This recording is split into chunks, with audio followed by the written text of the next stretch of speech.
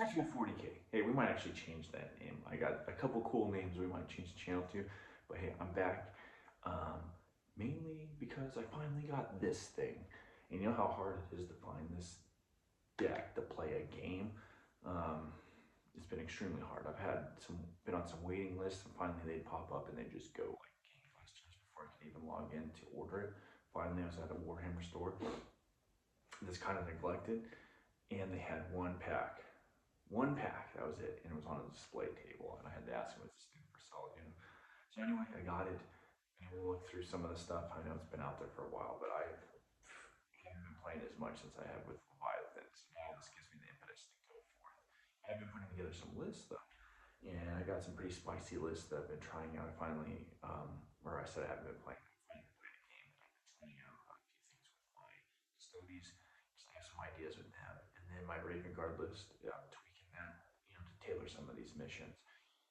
But we also could talk about the fact that Vanguard Spearhead, which is, one of my favorite detachment in the new Space Marine Codex, or new, or whatever, the Space Marine Codex. And it's what has happened to it pretty much over the last, since the balance data shade. And what's going on now is a lot of people have left it for back to Gladius. Um, and that is not even for, just Dark Angels, it's using the old Ultramarine list as well. And there's a lot of Gladius coming in. And the Gladius is good, does give you a lot of tools. And I've explained this in the past, a lot of these detachments, like let's take the Vanguard Spearhead one, because we really like. It's supposedly the Raven Guard detachment, right? Well, what it does is it gives, the units that are Raven Guard, let's say Cavish, Eliminators, we'll call those Raven Garnish units. Some of the Phobos stuff, a lot of them already have inherent built-in like stealth, right? Or loan up. That Vanguard attachment gives them maybe some stratagems or whatever to mess around with, but in general, to like complement them to make them more of a well-rounded unit and force, you might put them in a different detachment, like a Gladius. Maybe a little extra firepower, maybe the ability to advance and charge and whatnot, because you already can, like, set strikes, you already loan up. He gives a unit loan up. You can uppy downy. Eliminators already have stealth. They can move to post shooting if you got the right sergeant in there, with an instigator bolt rifle. So I see the appeal of that, and I too have done that in the past.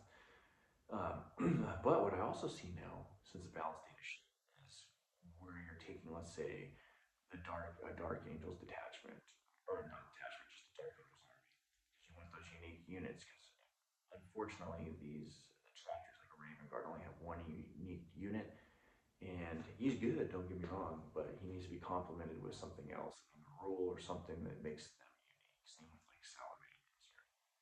There's like a big shadow back here. Don't mind that. But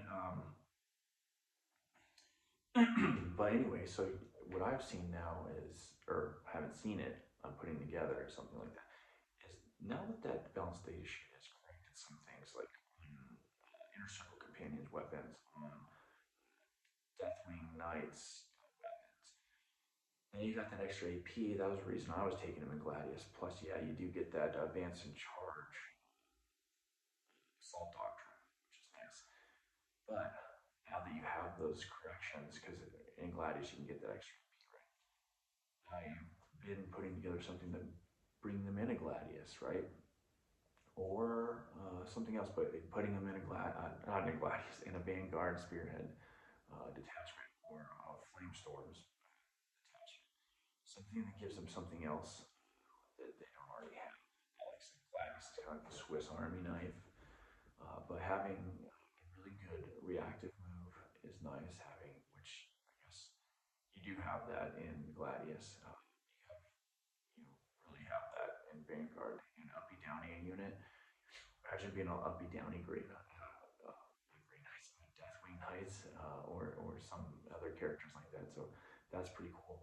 The other thing is now that you got the new Blood Angels. The new Blood Angels look pretty good, and if you put them in various units, which you don't even need a Vanguard Spearhead, that's the other thing I was going to get to is their one of their detachment, the Angelic Host, lets you like uppy downy. What is it, like 2 or 3 units or something like that? It's crazy.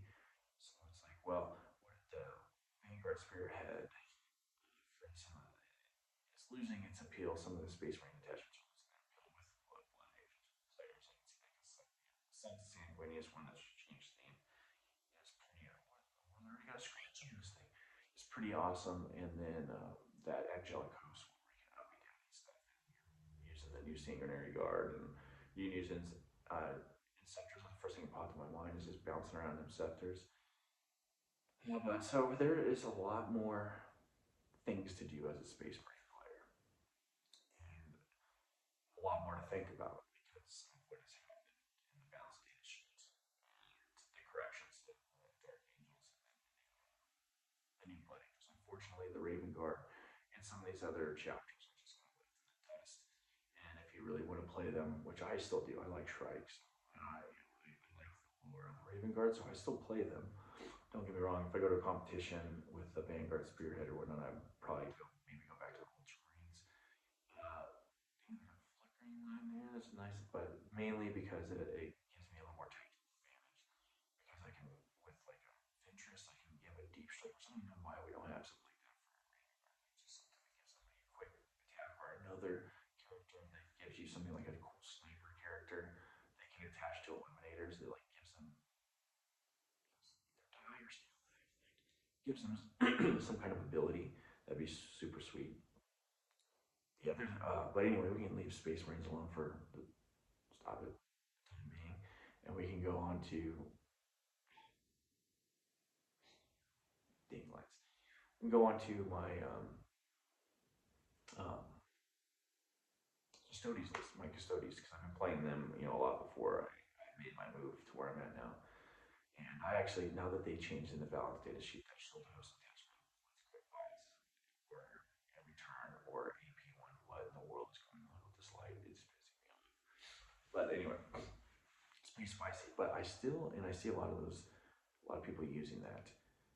It's almost predominantly being used now. But Talons of the Emperor, you cannot let that go because they do have reactive moves. They can give a unit -1 they hit within 12.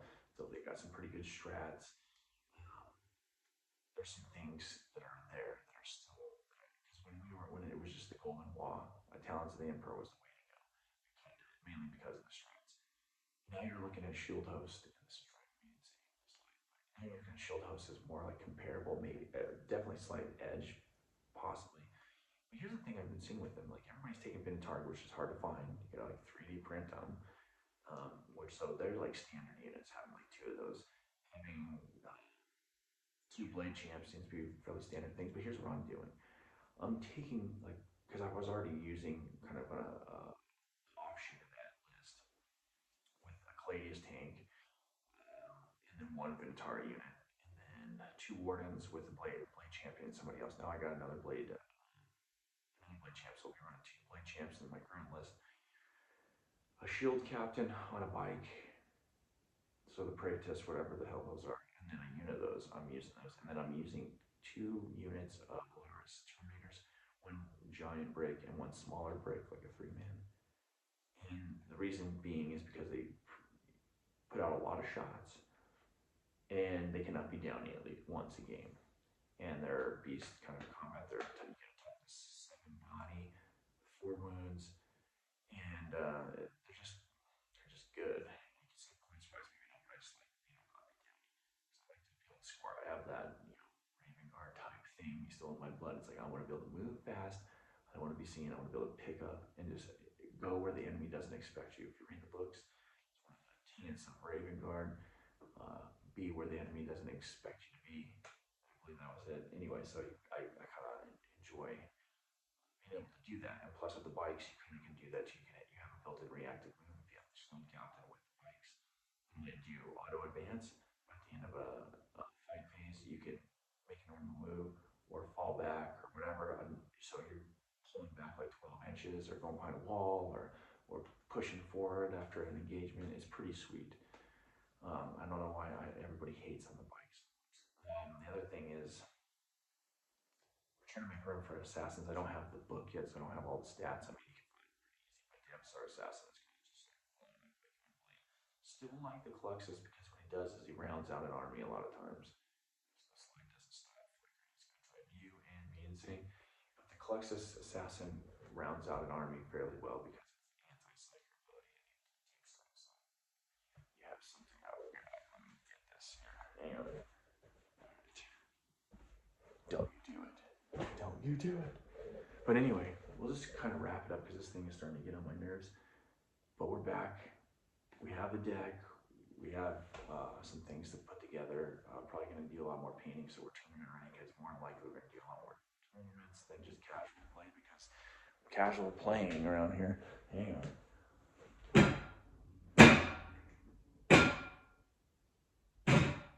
Oh, come on. Stupid thing. Anyway, casual playing around here. Here, we'll just do that.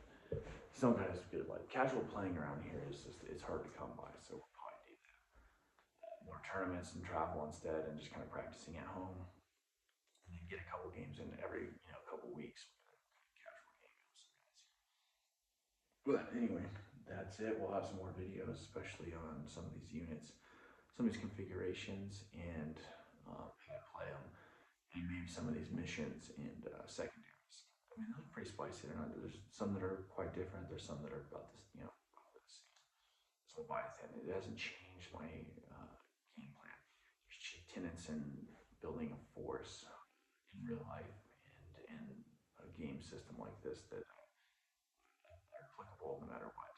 So anyway, we'll talk to you.